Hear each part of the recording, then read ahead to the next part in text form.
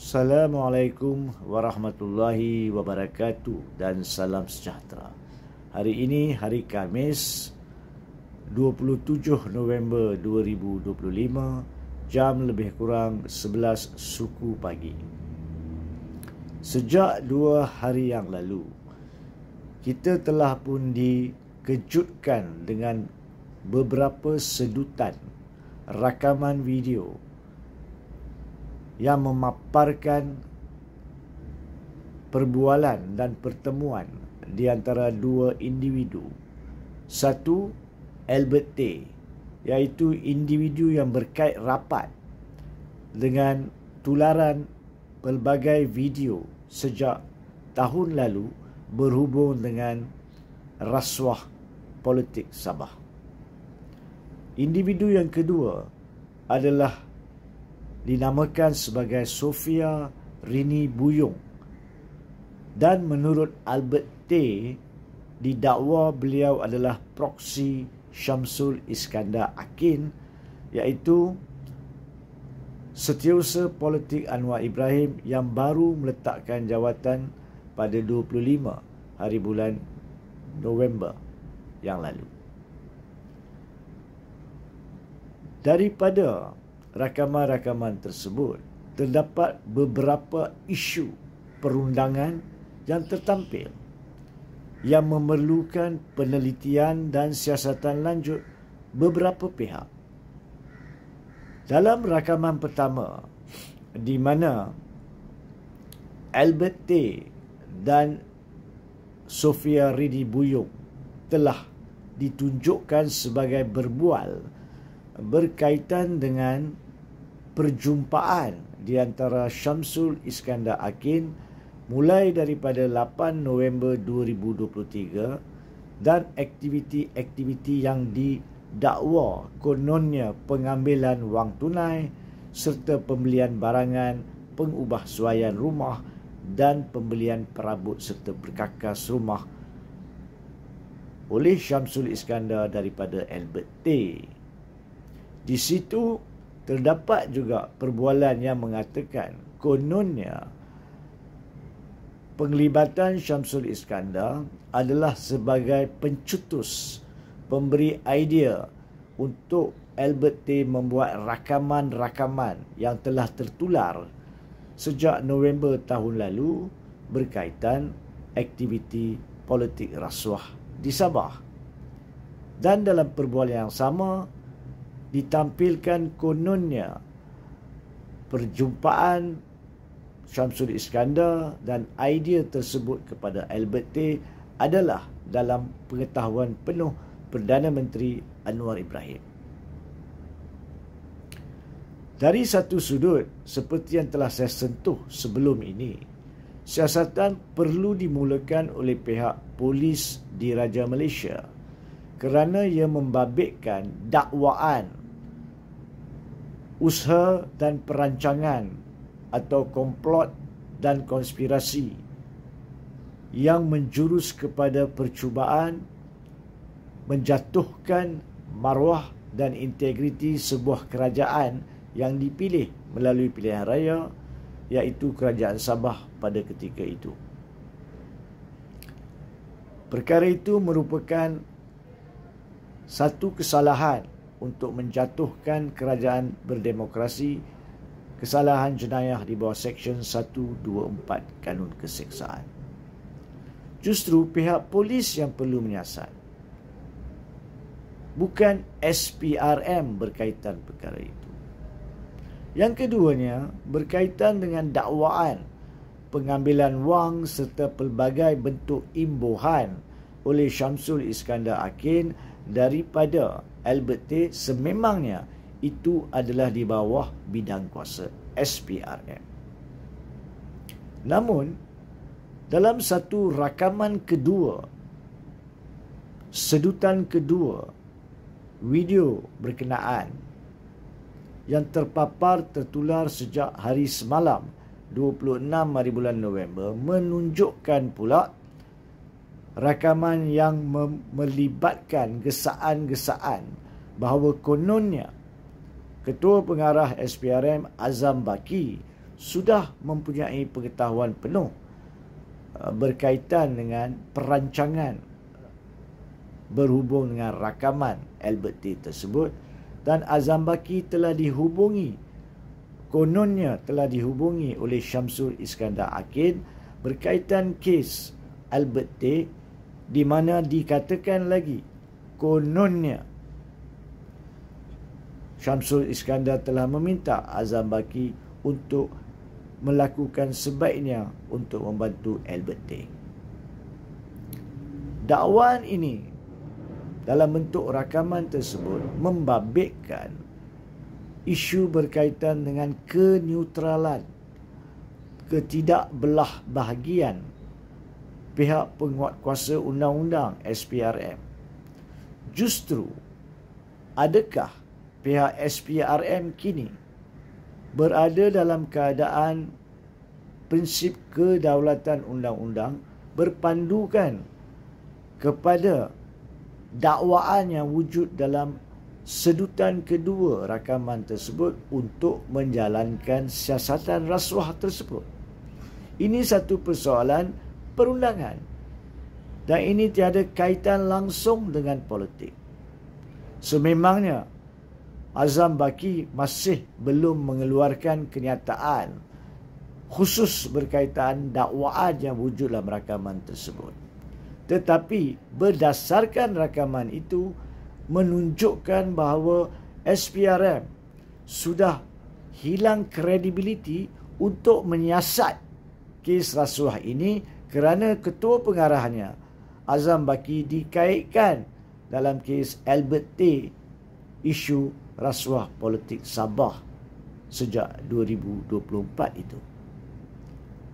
Justru yang ketiganya, bagaimanakah cara untuk meneruskan dengan siasatan yang telus berpandukan konsep kedaulatan undang-undang berkaitan rakaman-rakaman ini?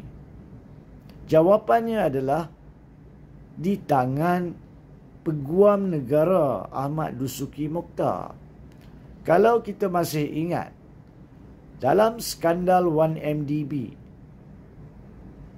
10 tahun yang lalu, hampir 10 tahun yang lalu, Peguam Negara pada ketika itu Ghani Patael telah pun menubuhkan satu pasukan siasatan khas yang melibatkan wakil daripada SPRM, wakil daripada Polis Diraja Malaysia, wakil daripada Bank Negara Malaysia dan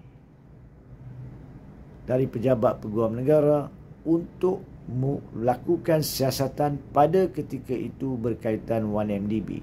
Walaupun selepas Abdul Ghani Patael telah pun diletakkan atau dibuang daripada jawatan pada tanggal 26 Julai 2016, pasukan itu telah dibubarkan. Tapi konsep yang sama perlu diambil contoh di sini oleh Ahmad Dusuki Mokhtar. Beliau kena memainkan peranan sebab ada aligasi dakwaan kononnya pucuk pimpinan tertinggi negara terlibat dalam pakatan atau konspirasi berhubung dengan kedudukan kerajaan yang dipilih secara demokrasi, dan terdapat dakwaan berkaitan dengan rasuah yang diambil oleh pegawai tertinggi, pemimpin tertinggi tersebut. Sedangkan Ketua Pesuruhjaya agensi rasuah tersebut juga dikaitkan sebagai orang yang kononnya mempunyai pengetahuan. Di atas isu-isu yang serabut ini, yang perlu dirungkai ini, maka Ahmad Dusuki Mokhtar bertanggungjawab untuk mengambil peranan menentukan cara dan gaya siasatan berkaitan rakaman ini dilakukan. Keempatnya, kita pun sedar bahawa pada pagi ini ada laporan baru keluar berkaitan dengan satu rakaman baru oleh Sofia Rini Buyung berkenaan, di mana pertama sekali beliau tidak menafikan bahawa beliau adalah wanita dalam rakaman video yang ditular dua sedutan pada 25 November dan 26 November bersama Albert Tay itu tidak dinafikan. Sofia Rini tidak menafikan beliau telah dengan sendiri pergi ke pejabat Albert Tay yang mengandungi rakaman tersebut. Beliau tidak menafikan apa yang dipaparkan dalam rakaman itu adalah suara beliau dan perbualan beliau. Ya, beliau kini menafikan bahawa itu adalah pembohongan yang dilakukan oleh Albert Tay. Perkara ini yang perlu disiasat oleh pihak berkuasa. Kalau rakaman menunjukkan Sofia Rini Buyung yang bercakap tanpa skrip, sedangkan video beliau pada pagi tadi adalah bacaan daripada skrip, boleh dilihat kalau dipandang mata beliau memandang ke depan skrip. Tapi dalam rakaman pertama dan kedua, 25 November dan 26 November, tidak ada langsung dari segi zahir dalam video itu rujukan kepada mana-mana skrip di mana beliau sendiri, Sofia Rini sendiri mengungkapkan ayat-ayat yang telah mencetuskan kontroversi ini. Perkara ini perlu disiasat. Kita tidak membuat kesimpulan atau rumusan di tahap ini. Tapi kerana ada dakwaan melibatkan pihak tertinggi SPRM, maka bahagian rasuah itu tidak lagi boleh disiasat oleh SPRM. Justru saya setuju dengan kenyataan yang telah dibuat oleh pihak peguam Albert Tay untuk meminta Azam Baki merehatkan diri daripada kes ini. Tetapi bukan sekadar Azam Baki merehatkan diri, pihak peguam negara Dusuki Mokhtar perlu memainkan peranan sebagai seorang yang menyelia dan memelihara konsep kedaulatan undang-undang di negara ini untuk mengambil teraju membentuk pasukan siasatan khas, seorang pegawai tertinggi pihak polis, seorang pegawai tertinggi pihak SPRM yang tiada kaitan dengan Azam Baki, dan seorang wakil pegawai tertinggi pejabat peguam negara untuk memandu, membimbing konsep siasatan polis dan juga siasatan rasuah berkenaan. Selagi perkara ini tidak dilakukan secara serta-merta, maka kita akan dan wajib mempersoalkan keseriusan pihak penguasa undang-undang untuk menyiasat isu-isu yang berbangkit daripada tularan dan rakaman video-video sejak 25 hari bulan November berkenaan. Akhir sekali, saya juga maklum bahawa pada hari semalam Syamsul Iskandar juga telah membuat laporan polis berkaitan rakaman pertama tersebut disandarkan. Tapi laporan beliau cuma menyentuh secara khusus berkaitan dengan percubaan Albert Tay untuk mencemarkan Perdana Menteri Anwar Ibrahim bagi tujuan memberi kesan kepada kerajaan Madani dan kesan semasa PRN Sabah. Tetapi tidak ada langsung di dalam laporan media berkaitan laporan polis Syamsul Iskandar yang menyatakan bahawa beliau tidak pernah berjumpa dengan Albert Tay maupun beliau tidak ada mengambil wang ataupun imbuhan seperti yang dinyatakan rakaman.